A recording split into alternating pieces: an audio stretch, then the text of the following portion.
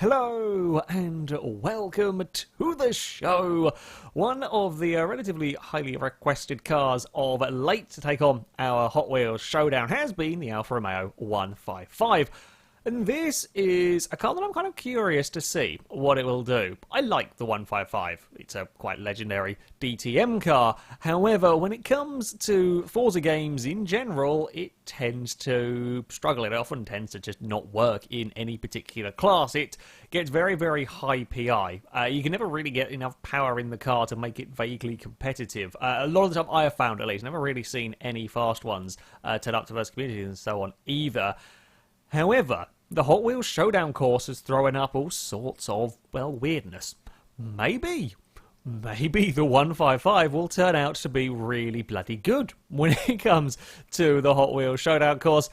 That is what we are going to go and find out. We will start, of course, with tyres, putting the vehicle on some Hot Wheels race compound tyres and get as big a tyres as we can, which is going to be 255. Going to be 255 all around, I would assume. Yeah, looks like it will be. A car being all-wheel drive will often have the same size tyres all around.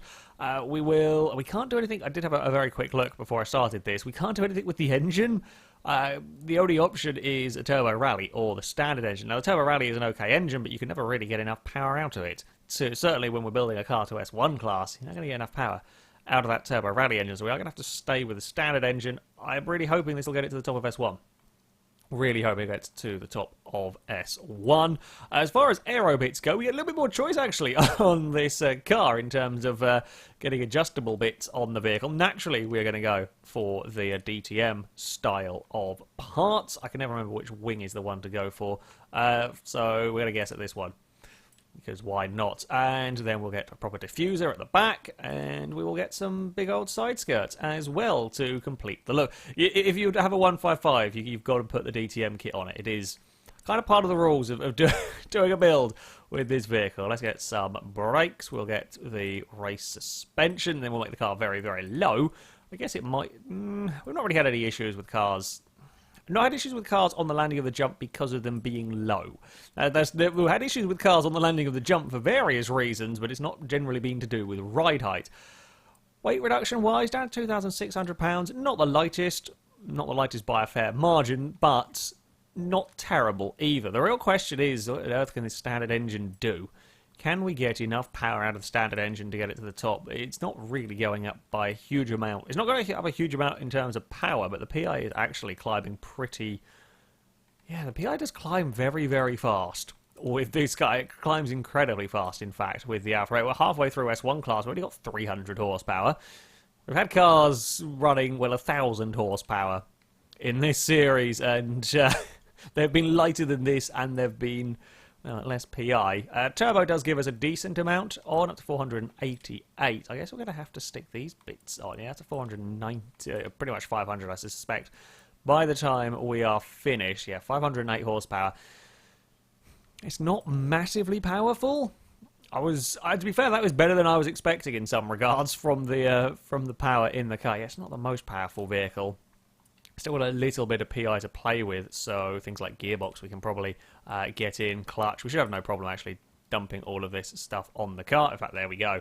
Gearbox will take it to the top of S1 class. That'll give us the nice adjustable gear ratios that we want. Can't quite go for the full driveline, but yeah, £2,600 with some 500 horsepower. It isn't the biggest power to weight ratio. It is perhaps not quite as terrible though as it could have been. Often all-wheel drive cars can struggle with the PI. Yeah, it's hopefully going to be quick through the corners, much like the Lexus. It might be able to make up its time through the corners, and certainly on traction zones, being that all-wheel drive. May lack top-end speed. I suspect will probably be similar to the Lexus in terms of top-end speed, but we will, yeah, have to try and find out. So, as ever, we have brought the Alfa Romeo to the skyscraper takeoff circuit, where it is going to have 5 laps to try and go as fast as possible. As far as expectation-wise go, while I think it might be fairly fast through the corners, I don't think it's going to be enough to really challenge the Holden. We're probably looking at the low 34s on a very, very good lap, potentially. It does very, very much depend on how little straight line speed we have and how much corner speed we can get. If it can match the Lexus in terms of corner speed, then, well, maybe we will be getting into... Oh, okay, we've got a fair bit of understeer through turn 3 that I would have kind of rather not had to deal with. Turn 4, not too bad. Might be a little bit of cold tyres, but I suspect with the all-wheel drive going on in this car, we might... Oh, I've turned in too early. That's all my wonky through there. Yeah, I suspect we might see a little bit more understeer creeping in from the 155. That could be a problem if we still suffer with a similar level of kind of straight line speed to that Lexus. If we can't carry quite the same corner speed, then yeah, that's not going to be so helpful. Although maybe the Alfa Romeo will have a massively higher top speed. I wouldn't expect it to, let's face it. But you never know.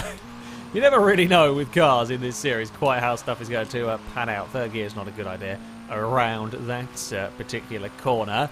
Right, boost pad time. What are we going to get from the Alfa as we fire across the first one? It's a big, a bit uncomfortable landing. Got away with it though. Up to 205 miles an hour for the loop. What speed will it hold? 184 miles an hour. Around the loop we go, and we can top out a little bit quicker than we saw from the Lexus. 208 from the DTM race car. Throwing around the final corners now, we can be aggressive with the throttle. Not a very good first lap from the Alfa, not filling me with not very good first lap in terms of lap time. No massive errors, a couple of minor errors, sure, but 38 is not amazing. We are going to have a little bit. I think we have to have a little bit of lift on the way into that corner, possibly. We might be able to get away with it though, with a slightly better line from me as we turn up through that fourth corner.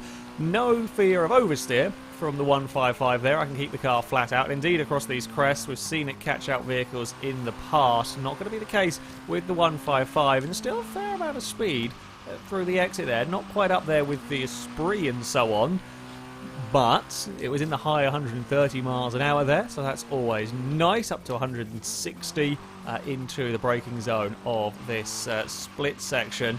So again, it's not that far down. I think it's a fraction bit quicker than the Lexus on these short acceleration zones. By the time it makes up there, I'm fairly sure it's going to lose through these corners with just a hint of understeer. With not quite being able to be as brave through the turns as we mega run this time around of the launch pad. Can we keep it above 190? No, we're not going to be able to do that. 186 is all the Alfa Romeo has got to give around the loop. Brakes are pretty good on the car, but again, it's one of these vehicles, it might be sort of a false sense of braking. 34.4, not too bad in terms of my guesswork with the tyres. Yeah, sort of a false sense of braking in some ways because you are just going slower heading into these corners. Still, no, I was trying a different line through turn 3 to try and be flat out, and that's not right either. I was turning in a little bit too late. Oh god, again, done exactly the same, exactly the same thing with this car. It's kind of a case of you want to turn in early and let the understeer drag it a little bit wide. It might work. It's a real tricky one to pull off, because if you haven't quite got the same speed you had last lap around, you'll turn in early and then have turned in far too early and missed the corner, rather than that turn in at the perfect point. But yeah, it's definitely turning in a little bit earlier than perhaps we have seen from the likes of the Lexus, for example. Oh, there's an understeer. Getting out of the corner. It's nice being able to jump on the throttle. I say jump on the throttle immediately. There's really no problems going to full power in this car. I don't think we haven't seen any wheel spin, even the faintest of oversteer wiggles from the Alfa. I think we're seeing a little bit of tyre smoke coming from the car. Understeering in a couple of places. Oh, that's not good. Come on, Alfa, survive. Well done.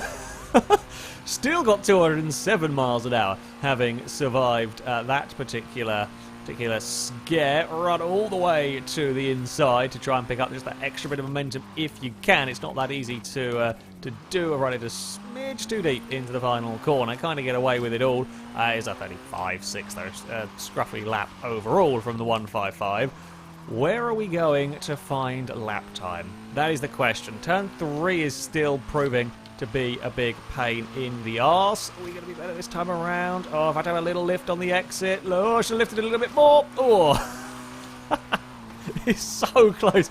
It's just, oh, it's tantalisingly close to being flat out through there with the 155. I just couldn't get away with it. I wanted to give it a try. I mean, we kept the car on the road, but oh, that was too much speed as well through there. His lap's kind of gone, so I thought I'd have a go at different lines, but all in the wrong gears as well. What a mess.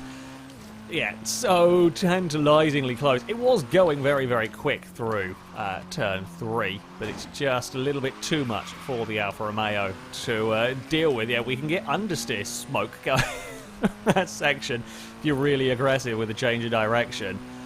Well, one more lap to try and break into the 33. That's a much better line, actually. Much better run around that particular turn. If we can keep that up, I will be nice and happy as we head across the boost pad once more. A little bit twisted again. Get away with it. Although it's a big wiggle. Big wiggle from the Alfa Romeo. Survived it. It's not a good run around the loop. Terrible lap. Terrible lap completely. But we get one more shot. One more chance to find some lap speed. Focus on getting the car neatly stopped. As good a run as possible onto this final lap for the 155. Nice having a car not manically oversteering its way through turn 1. Not sure if I wanted second or third out of that first corner, I'll be honest. Alright, here we go. It's again got that big boatload of understeer. Yeah. I was trying to turn it a fraction later than it did last time around, and got it slightly wrong, and you just can't quite correct this car necessarily as easily as some other vehicles that have gone in this series. A little bit of a go on the brakes. Yeah, it's good. It's very good through the corners. It's just not quite as good as we have seen elsewhere, I think, is the takeaway.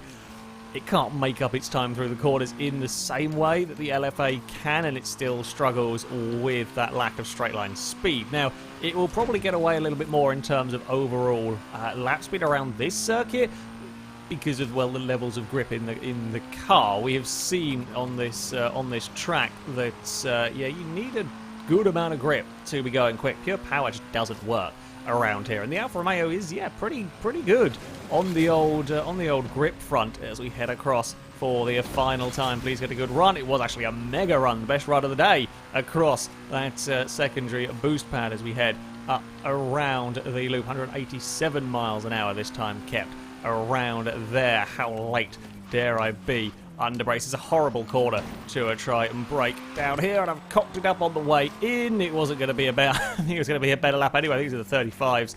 Regardless, that 34 was the best lap of the day. Well, I was kind of pretty accurate with my guesstimates on the time. Yeah, a lowish 34 from the Alfa.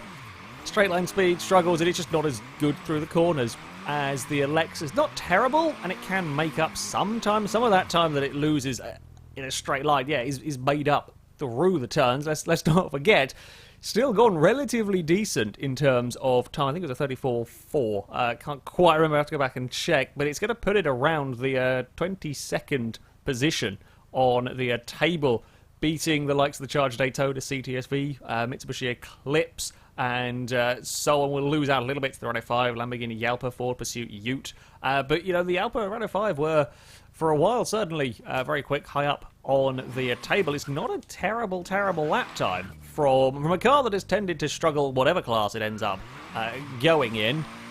Yeah, not too terribly suited to this Hot Wheels circuit. And, of course, we have the touring car body kit to go with it. And now we will do a spin drive, because why on earth not? That is going to be it, though, for this video. Thank you very much for watching, and until next time, goodbye.